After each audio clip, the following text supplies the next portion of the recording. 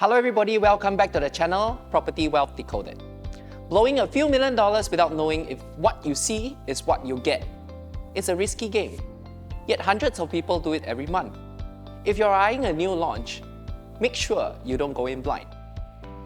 Hi, I'm Harvey, a seasoned realtor, analyst and consultant with 16 years of experience. In today's video, it's all about how show flats are set up to win your checks so that you don't fall prey to buyer's remorse. Point number 1. The distance between stacks are often underestimated, which means you may end up staring right at your neighbor's laundry rack. I mean, after all, in Singapore, a lot of people like to use their balconies for that. So, for example, distance between blocks. Is 15 meters suffice or 25 meters or 30 meters? You should kind of look at the site plan and figure that out. And if you don't, you may end up having a balcony that may be useless because you may not feel comfortable sitting there and looking into your neighbor's balcony. And other amenities near your stack, for example, bin center, is it nearby? Is it a long walk from the car park? And then if you say all this, so what should you do?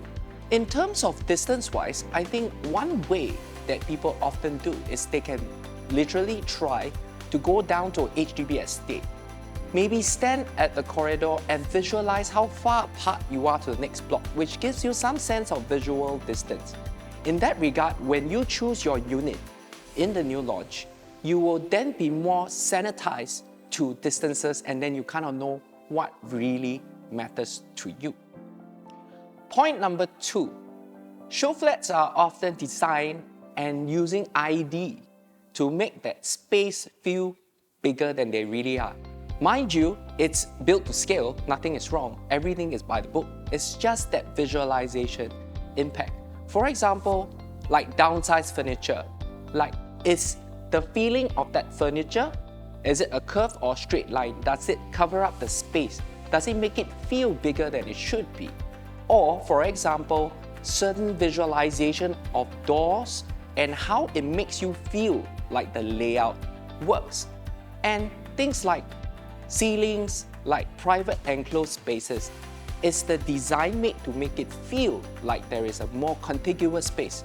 Don't get me wrong, some of this idea actually gives you good ideas of how you may eventually renovate your unit. But that being said, how you intend to use that space, if you're intending to bring in your own furniture, perhaps it's right about time to start measuring all your furniture and to ensure that you can actually bring these pieces across and how you can lay it out.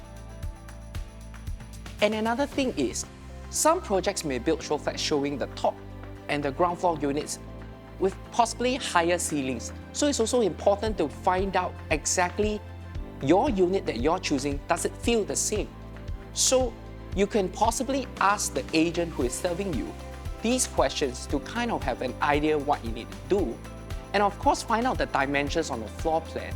Or in fact, the caveman method that I would call it, literally bring your measuring tape if you're not a tech-savvy guy. Of course, there are apps on your phone that allow you to measure distances and as such, to allow you to do some kind of space planning before you commit to that unit as well.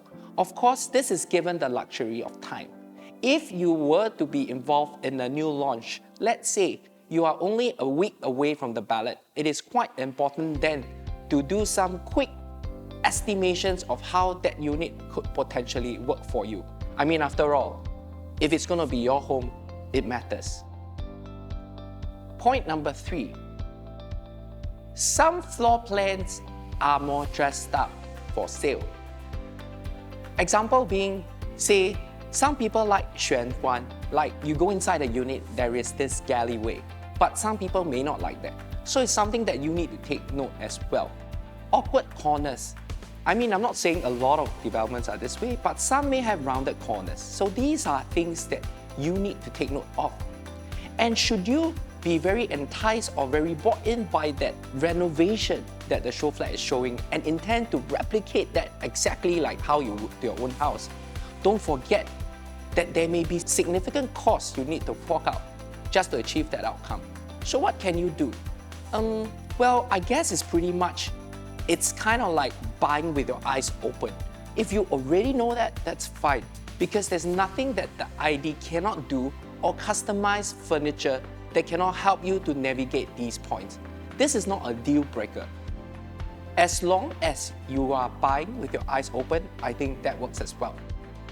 Point number 4. A lot of impressions are a lot of artist impressions are usually shown.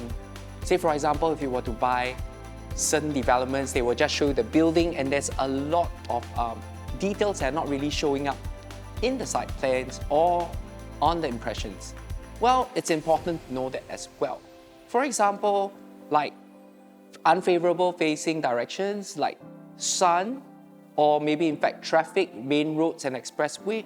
So what I usually would do is I would actually go down with my client to do a recce on that site and to kind of superimpose that map, or in fact during some show flat presentations, there will be superimposed or even using Google Maps to kind of understand what exactly are you buying into. Because of course, if you see on 2D, west facing is not great. That's something that everybody already knows. But to counter check that on the actual ground actually matters, because there are some sites that have different elevations and terrain. So therefore, my advice as well is to do an actual site recce to give yourself a little bit more understanding, a little bit more feel, and a little bit more reality to that imagination that you were having, to kind of counter check if the unit that you're picking is going to be the right one for you. Or in fact, the unit that you're picking, is it good for investment like what you imagine it to be? Let's put it this way. In this short video, what I'm saying is that show flats are built to be charming, but don't let its sophisticated design or beautiful ID or even the ambience or the people around you, especially during a very intense exercise whereby everybody is trying to get a unit and you are like in the situation whereby you are feel a bit rushed to make a decision. Actually, you do have time, and all that homework must be done before you put in that check to ballot, and all that shortlisted units must be put up with a lot more understanding, with a lot more visualization that you could do on your own. There's some homework to be done. Either you do it on your own or do it with the agent. The choice is up to you.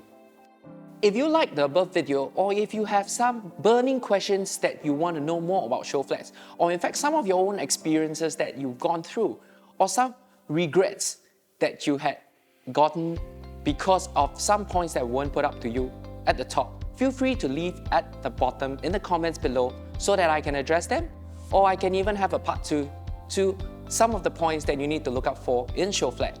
If you like the video, do share and subscribe to the channel. See you in the next video. Thank you.